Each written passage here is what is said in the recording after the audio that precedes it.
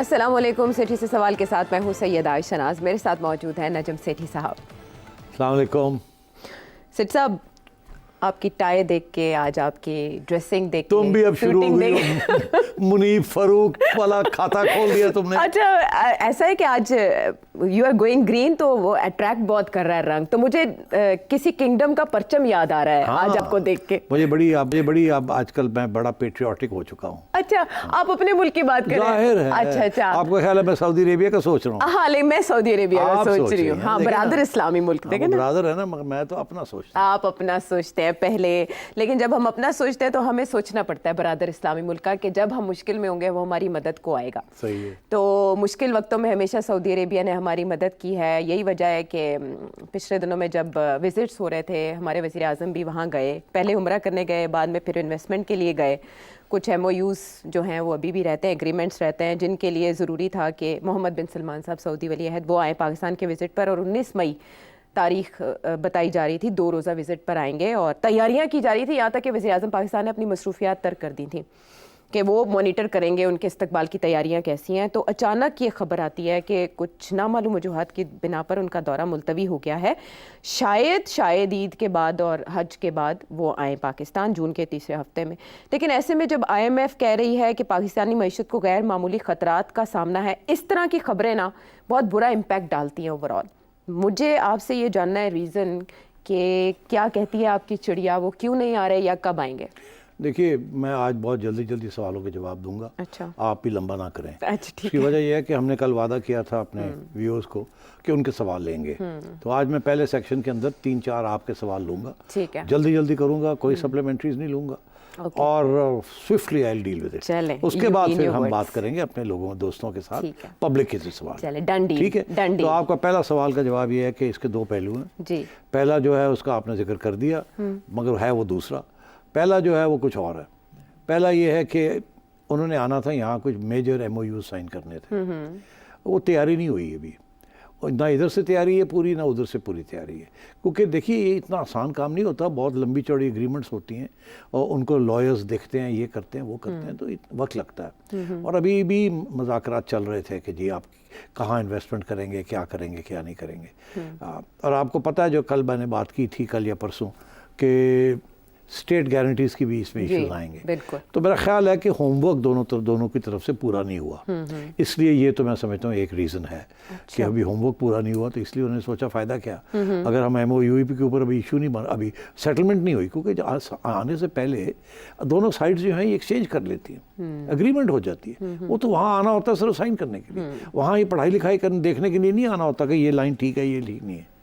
तो वो मेरा ख्याल है कि वहाँ अभी कुछ देर है, इधर से भी कुछ थोड़ी सी देर है, उधर से भी कुछ देर है। वो भी तो लेके गए हैं ना बहुत सारी एग्रीमेंट्स के मसवदे वगैरह कि कैसे है, उनके भी वकील लगे हुए हैं देखने के लिए। तो मैं समझता हूँ एक तो ये वजह है कि वो तैयारी जो है ना वो पूरी नहीं है।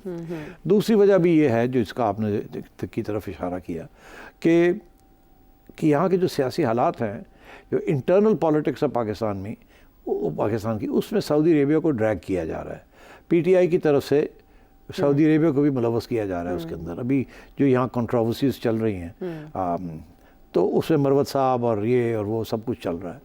तो अब मैं समझता हूँ ये बात पसंद नहीं आती सऊदी अरेबिया के रूलर्स को, भाई हम आ रहे हैं आपकी हेल्प करने के लिए, और आप कि वहाँ पॉलिटिकल लीडरशिप हमारे बारे में इस तरह की बातें कर रही है, फैला रही है ना जी, ऑपोजिशन है जो भी है, बिल्कुल, तो हमारे बारे में ये कर रही है। कल को ये आते हैं यहाँ और पार्लियामेंट के अंदर PTI खड़ी होकर फिर कोई कर देती है। तो इसलिए मेरा ख्याल है कि he doesn't want to get involved in this.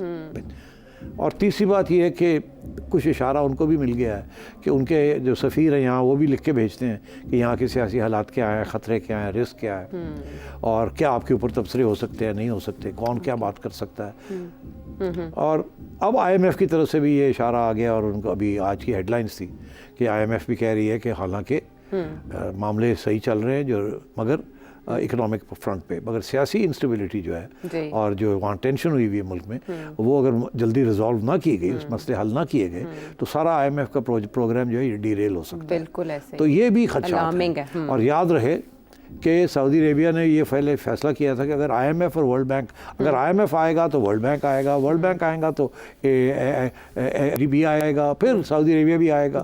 तो वो सारा सिलसिला शुरू हो गया।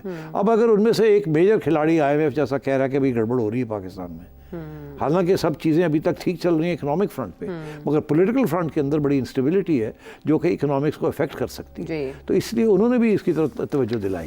तो मैं समझता हूँ कि वो कन्विंस हो गए हैं सऊदीज़ कि सियासी तौर पे मुल्क जो भी स्टेबल नहीं है और यहाँ कुछ भी हो सकता है, टेंशन्स बहुत ज़्यादा हैं। एक तरफ एक फोर्स है जो बहुत पावरफुल फोर्स है, दूसरी तरफ एक अवामी फोर्स है, और ये क्लैश चल रहा है अभी तक, और अभी हाल ही में ऐसे लगता है कि शायद क्लैश बढ़ने वाला है, कम नहीं होने वाला। जी बिल्कुल। तो मेरा ख्याल है ये तबसरे वो भी सुन रहे हैं उनके, तो इस वजह से उन्होंने सोचा बेस्ट ये है कि इस वक्त ना जाया जाए, थोड़ा डिले कर दे।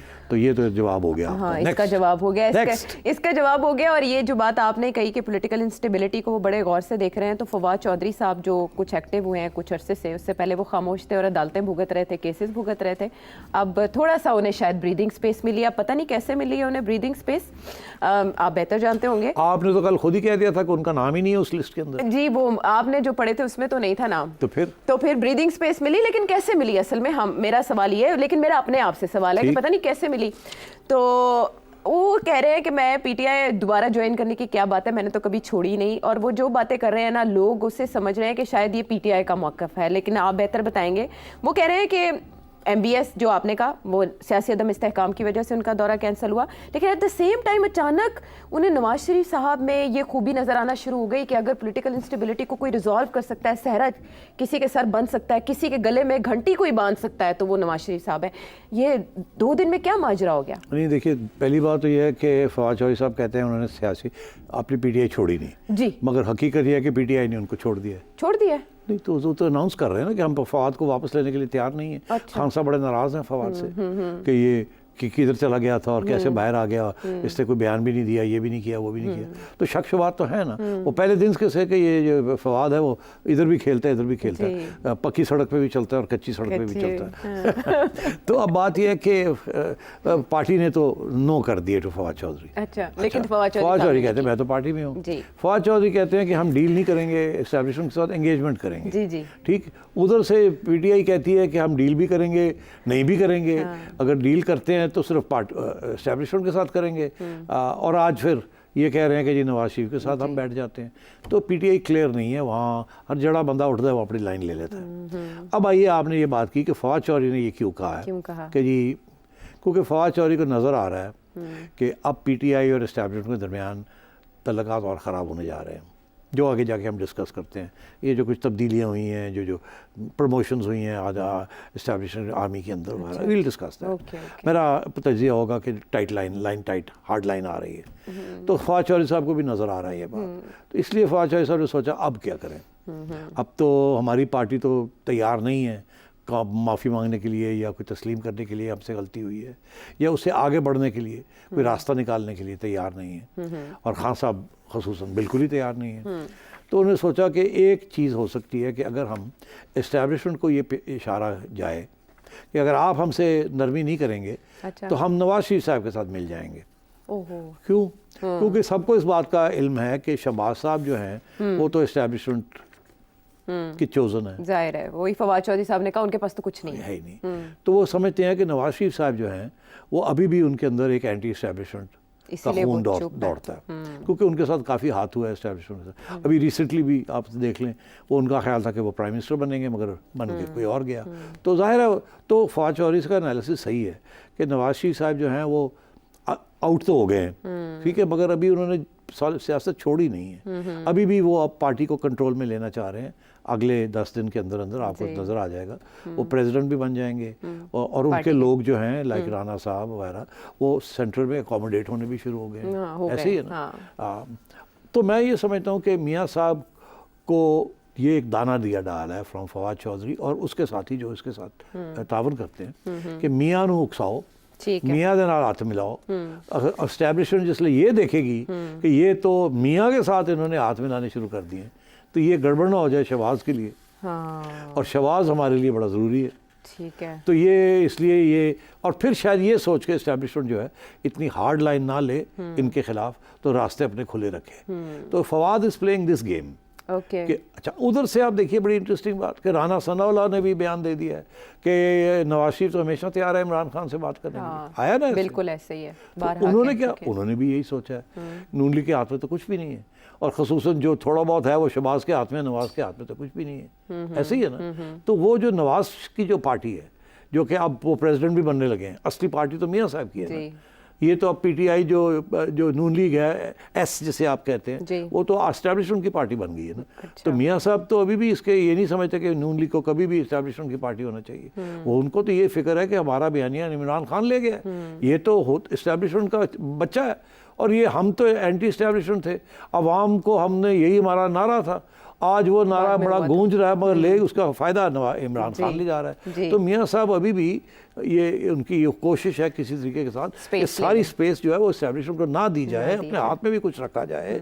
नहीं तो इस्टेब्लिशमेंट की बात सुनते सुनते और उनके काम करते करते जो रह गए हम फारग हो जाएंगे, पीटी नून लीग फारग हो जाएगी, तो अगले इलेक्शन तक तो विल बी वाइप्ड आउट। और जो वाइप आउट है वो शहबाज साहब की तो आखिरी स्टिंट है ना। मियाँ साहब ने तो सिर्फ अपना और शहबाज का नहीं सोचना, उन्हें मरियम का भी तो सोचना ना। Maryam is a long term player, like Bilawal is a long term player. तो अगर मरियम नॉकआउट हो जाती है because of the closeness of Shehbaz Sharif साहब विद द एस्टैब्लिशमेंट, ठीक, तो फिर क्या रह जाएगा। तो मेरा ये ख्याल है, इसीलिए राणा साहब की तरफ से भी एक चाल आ गई है, ठीक, कि जी वो भी इस्टेब्लिशमेंट की तरफ इशारा है। हम भी तैयार हैं, वो कह रहे हैं। हाँ, ये भी तैयार है। तो फिर दूरियां कैसे मिटेंगी? इमरान खान साहब नहीं मिटेंगी, सिर्फ बातें होंगी। अच्छा। मिटेंगी नहीं, मगर इशारा दोनों इस्टेब्लिशमेंट को कह रहे हैं। एक इस्टेब्लिशमेंट को कह रहा है साढ़े नाल हाथ हौली रखो, दूसरा कह रहा है कि साढ़े नाल थोड़ा पीछे हटो, सानू भी जान चलन दो। हाँ ठीक है, चलो देखते हैं कि अब वो इस्टेब्लिशमेंट की तरफ से इसकी हिकमत अमली जवाबी क्या होगी। आगे आइए। आपने वो जो बात छेड़ दी थी कि हार्ड लाइन होने जा रही है, वो कैसे आपने? हाँ, हार्ड लाइन होने जा रही है। हाँ। कल हमने बात की थी कि किस तरीके के साथ डीआर ने सख्त लाइन ली। जी जी। फिर हमने परसों फिर हमने ये कहा कि जी उसके बाद आर्मी चीफ ने तो और भी आगे बढ़ गए। ठीक, आज की जो खबर है या जो कल की खबर है जो आज आई है, जी जी, कल आपने जिक्र कर दिया था उसका, जिक्र कर दिया था, तो वो इसलिए अब आपको बता देते हुआ क्या। अब वो डीजी रेंजर्स जो थे उनको आप ले आए हैं। कहाँ ले आए? किसी ज़माने में थे वो मेजर जनरल उमर बुखारी साहब। हाँ। वो जब मरियम नवाज शरीफ साहिबा के होटल पे रेड हुआ था।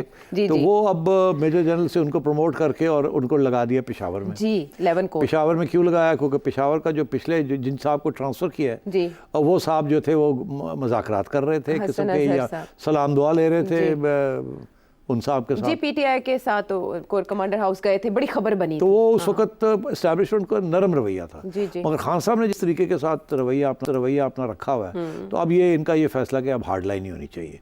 अब हार्ड लाइन जो पहला जो बंदा है जो सॉफ्ट लाइन ले रहा था, उसे ये कहा जाए कि अब आप हार्ड लाइन ले, वो बनती नहीं बात।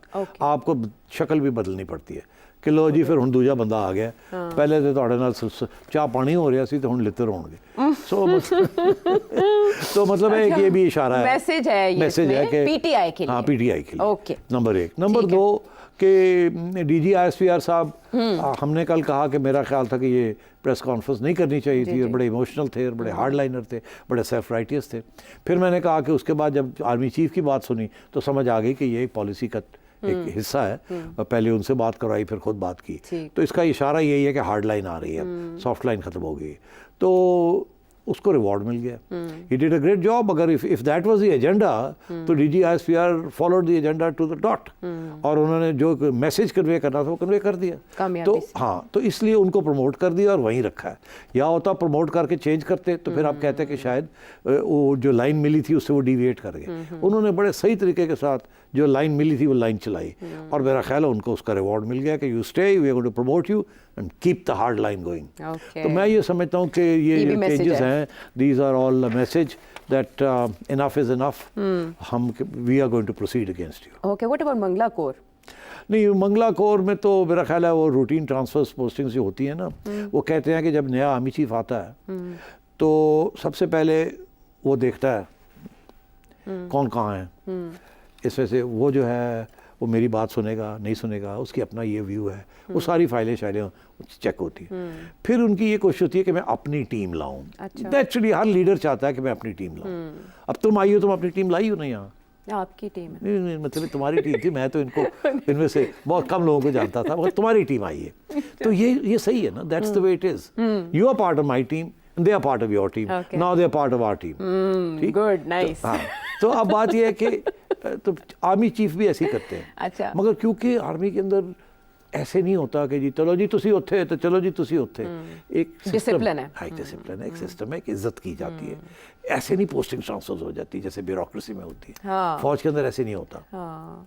मैं Through आपको एक proper बहुत channel, छोटी सी through बात proper बताऊं, course। छोटी सी कहानी, अब कहानियां बड़ी ज़रूरी होती है ना, थोड़ा मिर्चें। उससे समझ भी आ हाँ। जाती है, क्लियर। एक ज़माने में general Asif Nawaz army chief थे, जी। तो खाने पे मैं बैठा हुआ था उनके साथ उनके घर में, तो कोई बात हुई तो मैंने भाई हंस के कहा, कुछ अब बैकग्राउंड नहीं बताऊंगा, किताब में लिखूंगा, कि मैंने कहा जी वो फलाने कोर कमांडर तुम चेंज क्यों नहीं कर देंगे, अच्छा। उन्होंने चेंज कर दो। अच्छा। तो टर्न से मैंने से यार सेठी, ये तेरा ख्याल है वो कोर कमांडर है, और सिपाही तो नहीं है, वो कोर कमांडर है। मैं की मतलब कहने लगा सेठी चिच्ची उंगली दे नाल मैं 5 लाख सोल्जर इधर उधर कर देना, मैं चकवाल से ना उस एरिया से, अच्छा, मैं इधर उधर कर देना, इधर-उधर कर मगर कोर कमांडर ਨੂੰ मैं नहीं चेंज कर सकता कि इधर उधर कर दे देना। Okay। ये साढ़े तरीके होंगे ने। तो मतलब है कि he gave me the answer कि you know it's not like we do in the bureaucracy establishment division, ठा ठा ठा ठा इधर चुके उधर चुके इधर। इतने तो this is a system and इज्जत देनी पड़ती है। आपको ऐसा ओहदा मिलता है कोर कमांडर का, यू कांट, अगर अभी उसके 1 साल 2 साल अभी नहीं हुए तो आप उसको नहीं शिफ्ट कर सकते। It's a tradition, it's a way, because that's the way the promotion system works.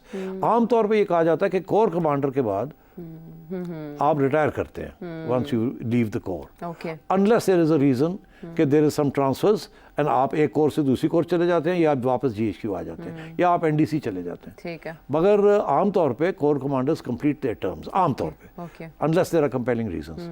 अब जो नया आर्मी चीफ आया, इसका सबसे बड़ा प्रॉब्लम क्या था? इसका सबसे बड़ा प्रॉब्लम था कि जनरल बाजवा जाने से पहले वो 12 लोगों को मेजर जनरल्स बना गए, ब्रिगेडियर्स टू मेजर जनरल्स, और बाकी लोगों को इधर उधर कर गए। वो उनकी टीम थी।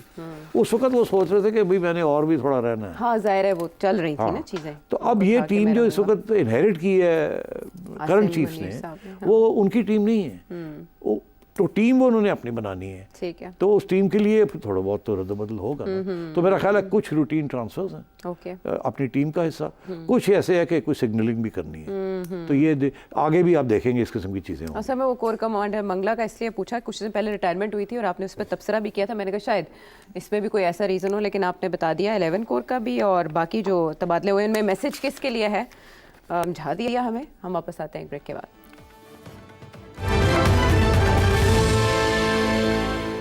और अब हस्बे वादा आपके वो सवाल जो आप सेठी साहब से जानना चाहते हैं, अब बाकी सारे सेगमेंट्स इसी पर होंगे। साजिद सऊदी अरेबिया से क्या जानना चाहते हैं सेठी साहब से?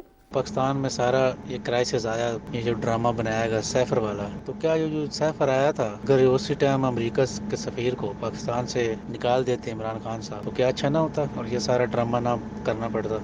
हाँ जी, सूरत हाल ऐसे है कि उस वक्त अमेरिका का कोई सफ़ीर पाकिस्तान में नहीं था। कोई 2-1 साल वहाँ चार्ज अफेयर्स ही रहे हैं, तो 20 से लेके 22 मार्च अप्रैल तक। तो जब ये साइफ़र का मामला आया उस वक्त एक चार्ज अफेयर्स एक खातून थी, एंजेला एगलर। तो पहली बात है एम्बेसडर तो था नहीं। डोनाल्ड ब्लूम साहब जो हैं ये मार्च में इनको अपॉइंट किया गया, मगर ये अप्रैल के दूसरे हफ्ते में पाकिस्तान आए थे। तो उस वक्त तक ये इशू जो था ये ख़त्म हो चुका था या आगे बढ़ चुका था। अब आई बात कि भाई अगर चले एम्बेसडर नहीं था तो फिर जो चार्ज अफेयर्स था उसी को एक्सपेल कर देते। बिल्कुल अगर इतना सीरियस मामला था तो फिर प्रोटेस्ट करते खान साहब। अब आपको याद है या नहीं, मैं आपको याद दिलाता हूँ कि उस वक्त हुआ ये था कि 2 बातें हुई। एक तो खान साहब ने ये फैसला किया कि कोट अनकोट उनके लफ्ज़ हैं, प्ले इट अप, इस साइफ़र को प्ले अप करना है आवाम के आगे, इसको बड़ी बात बनानी है, हमने साइफ़र पर खेलना है इसके ऊपर। तो वो तो खेलने के मूड में थे, तल्लकात तोड़ने के मूड में नहीं थे, खेलने के मूड में थे आपकी और जज्बात को उकसारने के लिए, पहली बात। दूसरी बात ये थी कि उस वक़्त एक फिर मीटिंग कॉल की गई नेशनल सिक्योरिटी काउंसिल की, जिसके अंदर खान साहब ने अपना मौक़िफ़ दिया कि देखें जी ये है, ये वो है। उस मीटिंग के अंदर आर्मी चीफ भी थे, chairman joint chiefs of staff भी थे, DGI भी थे। तो उसके बाद वहाँ जो फिर जब पूरी तफ्तीश की गई कि ये साइफ़र है क्या क्या नहीं है और क्या रिस्पॉन्स होना चाहिए, तो उस वक़्त फिर उस कमेटी का ये फ़ैसला था कि एक दिमार्श किसी को एक्सपेल ना किया जाए, इसको इतना बड़ा ना बनाया जाए, इतनी बड़ी बात है नहीं।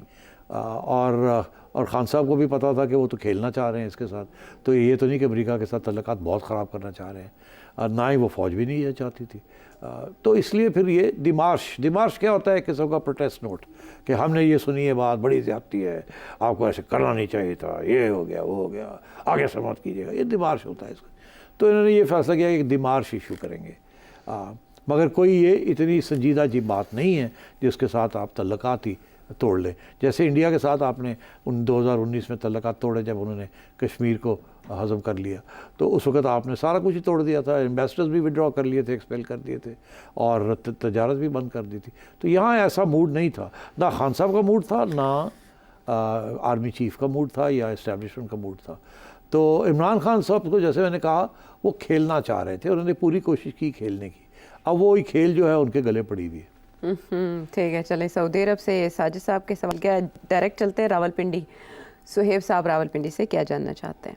आप अपने शोज़ में ज़्यादातर एक मखसूस इदारे को रियासत या स्टेट कह के मुखातिब करते हैं, हालांकि आइन में रियासत की तशरीह डिफरेंट है। इस पर प्लीज़ थोड़ी रोशनी डालें ताकि रियासत कौन है ये कॉन्सेप्ट क्लियर हो सके। जी मेहरबानी, मैंने ये इसके ऊपर पहले भी इशारा नहीं, मैंने तबसरा किया है कि रियासत किसको कहते हैं, मुल्क किसको कहते हैं, गवर्नमेंट किसको कहते हैं।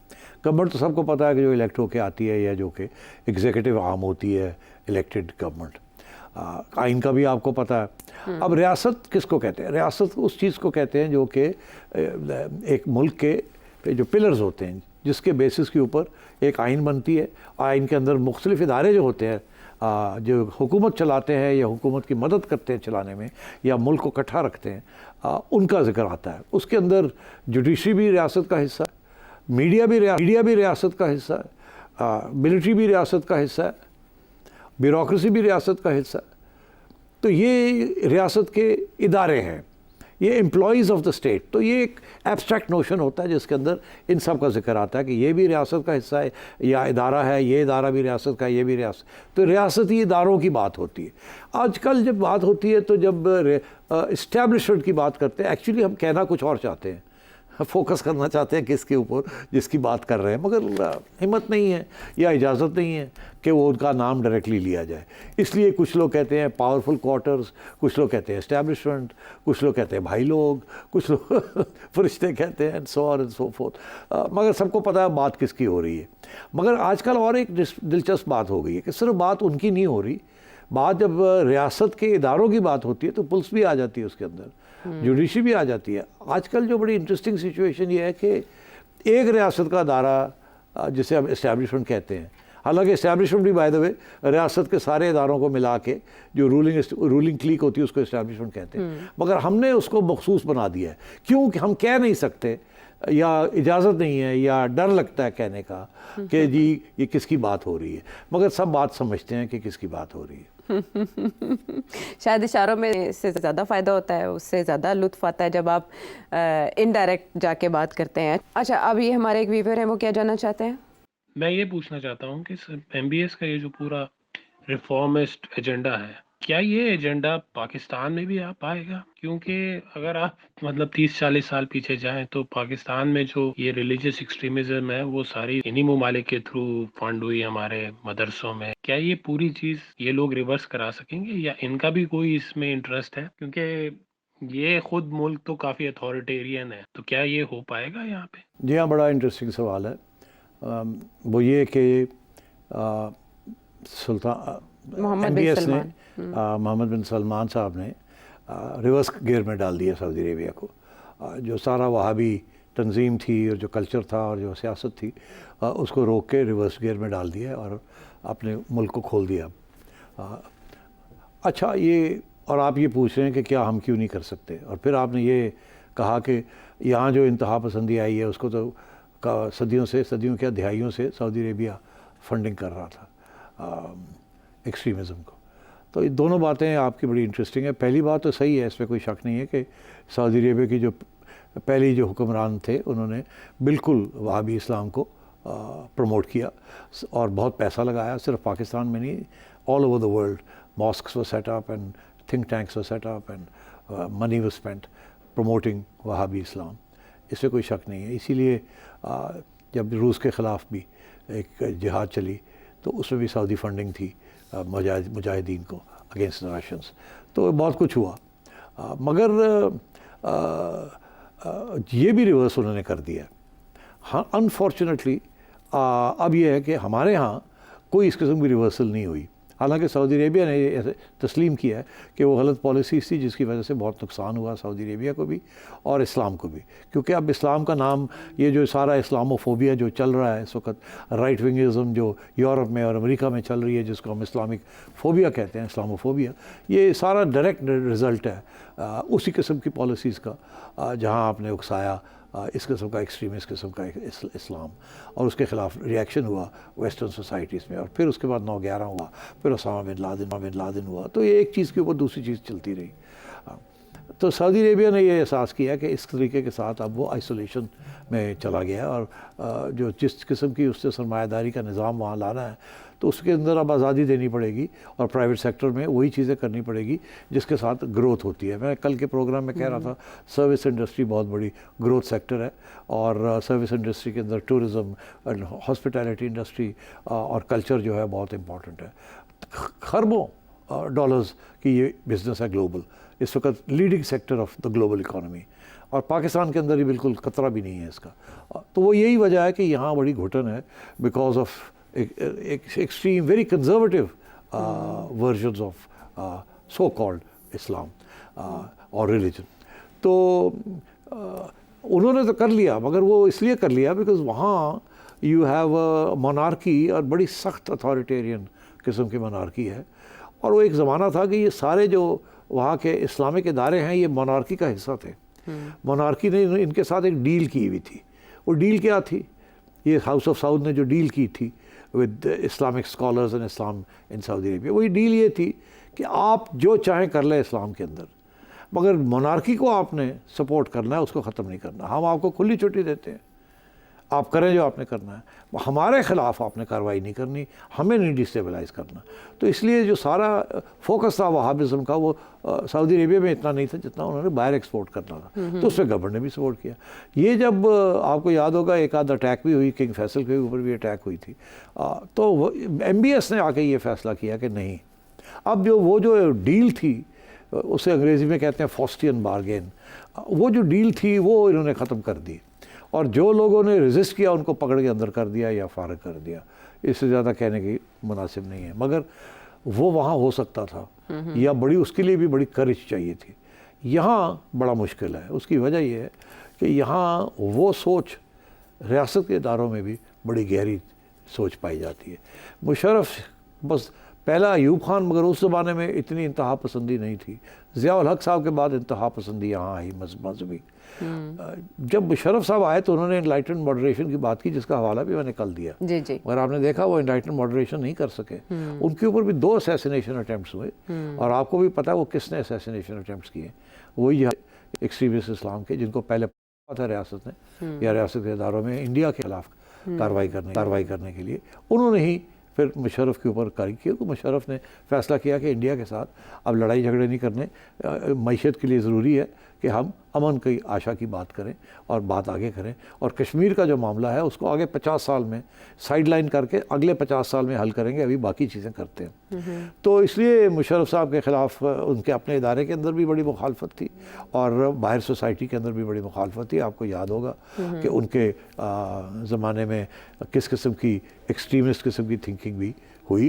इनफैक्ट एक जनरल साहब थे, जनरल शाहिद अजीज़ साहब, जो कि एक ज़माने में उन्होंने नैब का हेड बनाया था। उनको जब वो बड़े एक्सट्रीमिस्ट किस्म के जनरल थे, उनको भी जब रिमूव किया तो उन्होंने भी फिर बड़ी तनकीद की मुशर्रफ की, और फिर वो चले गए जिहाद करने इराक़ के अंदर, और फिर अल्लाह को प्यारे हो गए। जी, यही हमने सुना है, हो सकता है हम गलत बयानी कर रहे हो, मगर हमने ये इसी तरीके के साथ 1-2 और भी बड़े इस्लामिस्ट जनरल्स थे जिनको फिर जनरल महमूद उसमें थे जो कि DGI थे, उनको भी मुशर्रफ ने रिटायर किया, मगर उसके बावजूद वो एनलाइटेंड मॉडरेशन नहीं ला सके, बिकॉज बाहर का जो माशरा था वो बहुत एक्सट्रीमिस्ट था और बड़ा ख़तरनाक था और आर्म्ड था। तो ये इसलिए हमारे लिए ये बड़ा मुश्किल रहा।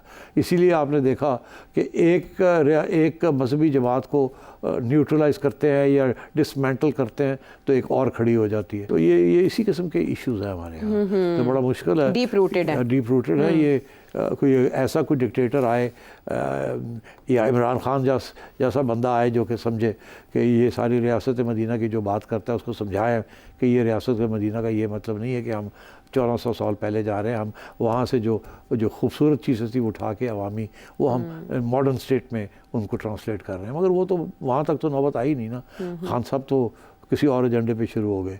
तो या कोई डिक्टेटर ऐसा आए फौजी जो कि ये सब चीज़ को रिवर्स करे, मगर वो तो इसका कोई इम्कान नहीं है। बिल्कुल ठीक है, वापस आते हैं एक ब्रेक के बाद।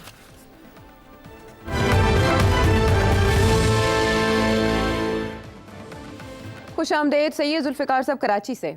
अगर आप इन पावर हों तो वो कौन से 5-7 ऐसे स्टेप्स होंगे जिनके ज़रिए आप खान साहब को एंगेज करेंगे कौमी धारे में वापस लाने के लिए, क्योंकि उनका कौमी धारे में वापस आना बहुत ज़रूरी है इस मुल्क के इकोनॉमिकल रिवाइवल के लिए। मेरी राय यह है सिटी साहब कि खान साहब के सामने ये रिक्वेस्ट की जाए कि सर आपके और आपकी तमाम वर्कर्स के मुकदमात ख़त्म किए जाते हैं, आपको बाइज़्ज़त बरी किया जाता है। नंबर 2, कम से कम 1 साल का टाइम दीजिए।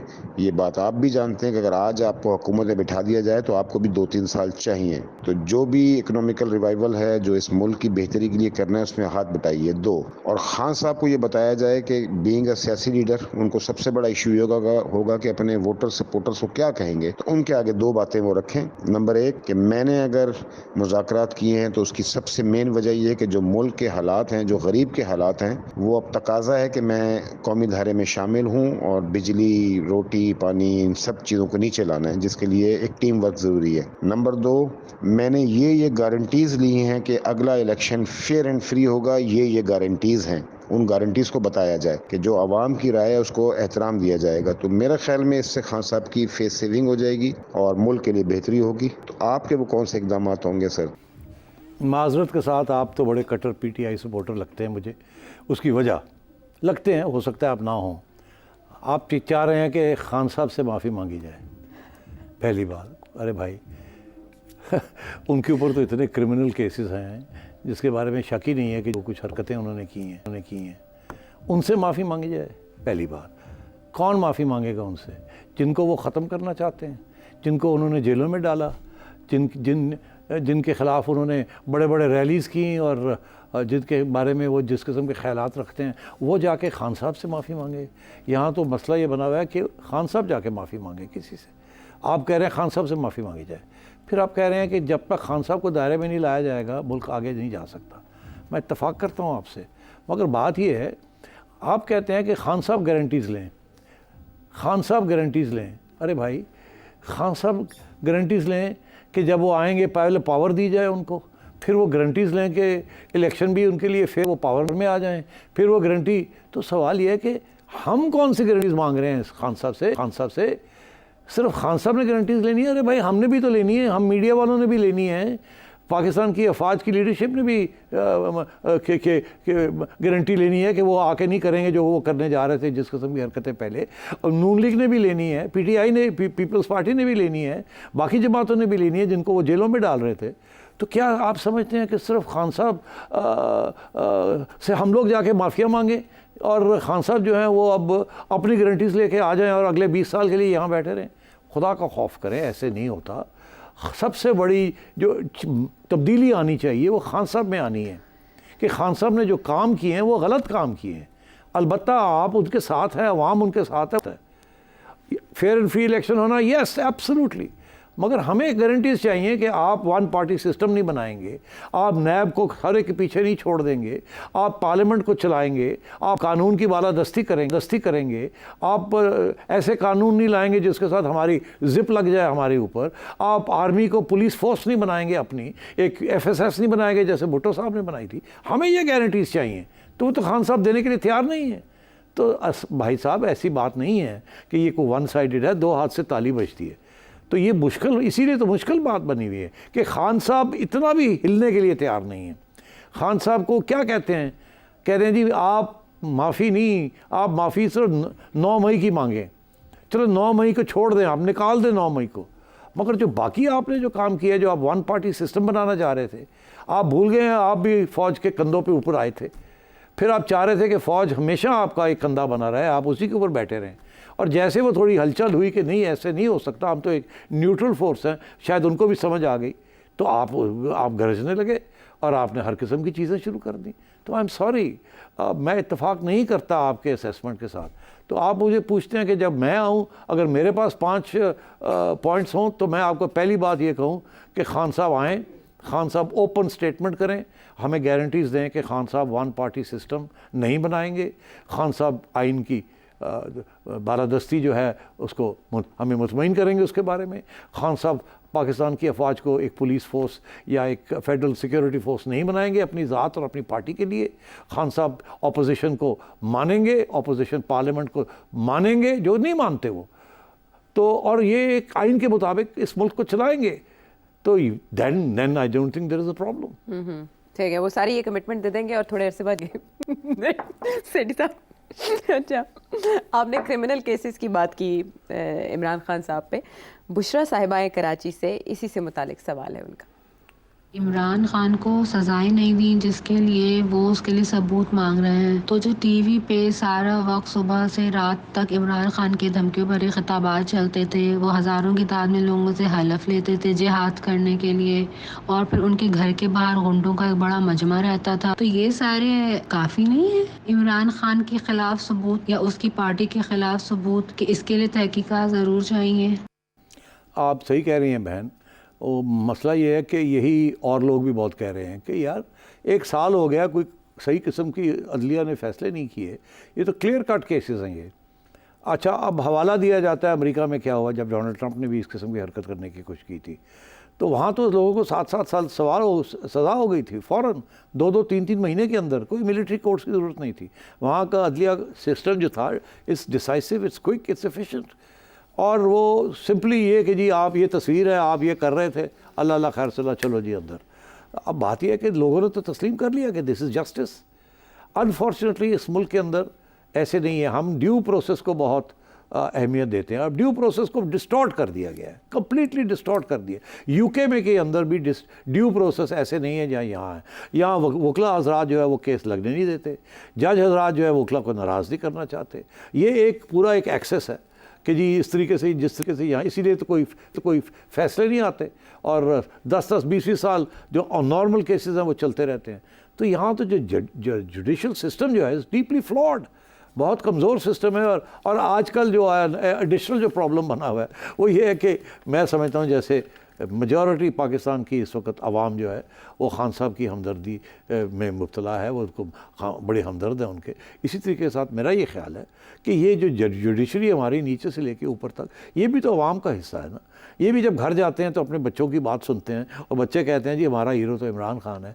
अपनी बुढ़ी जो है वो कहती है मेरा हीरो इमरान खान है, तो बंदा उत्थे बुढ़ा की करे, वो कहता है ठीक है जी, फिर मैं समझ गया थोड़ी गल, उसने घर भी तो आना है, घर आके भी तो सुनना है। तो वो टिल्टेड है इस वक्त, and that's the way it is, unfortunately that's the way it is. अब ये इस चीज़ को कैसे ठीक किया जाए बड़ा मुश्किल है। इसीलिए तो ये आप देख रहे हैं क्राइसिस चलती जा रही है, रिजॉल्व नहीं हो रही। और ये अगर रिजॉल्व होगी खान साहब के हक़ में वाया द जुडिशरी, तो मैं ये समझता हूँ एक और बड़ी क्राइसिस आ जाएगी, बिकॉज देन सब मैं क्या आपसे। अच्छा, वैसे डोनाल्ड ट्रंप भी पॉपुलिज्म तो अमेरिका में भी है, लेकिन वहाँ क्या वो घरों में नहीं जाते? क्या वहाँ पर इस तरह राय का इजहार नहीं होता? वहाँ सेंटिमेंट को कोई बॉदर नहीं करता? इदारे काम करते हैं? एब्सोल्युटली इदारे काम करते हैं, यहाँ इदारे नहीं काम करते। ठीक है, सेंटिमेंट असरअंदाज हो जाता है। ठीक है, बहुत से सवालात, इन सब सवालात के लिए आपका शुक्रिया। आप मज़ीद सवालात इस नंबर पर भेजिए। अगले प्रोग्राम तक के लिए इजाज़त दीजिए।